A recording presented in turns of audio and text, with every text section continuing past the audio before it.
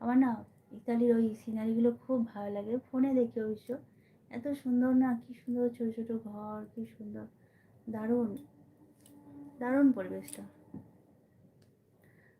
কি নূর মোহাম্মদ, আচ্ছা নূর মোহাম্মদ, ওয়েলকাম তোমাকে।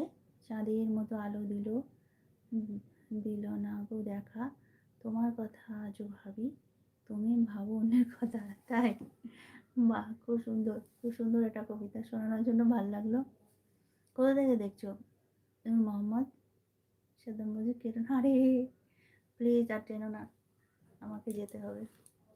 আমি আবার আসবো তো, সকালে আসবো। আমার সকাল 8টা, মানে তোমার কটা তাও আমি জানি না।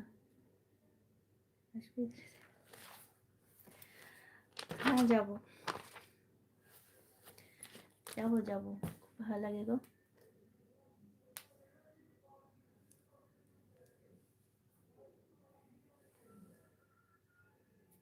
তুমি কতদিন হয়েছো গিয়েছো ওখানে?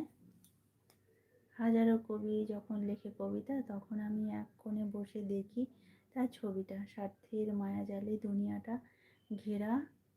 ভালো তারাই থাকে যারা অভিনয়ের সেরা। একদম একদম, 100-100 ঠিক কথা বলেছো। যারা অভিনয় করে চলে আজকের এখনকার জগতে, এখনকার যুগে, তারাই ভালো থাকে একদম।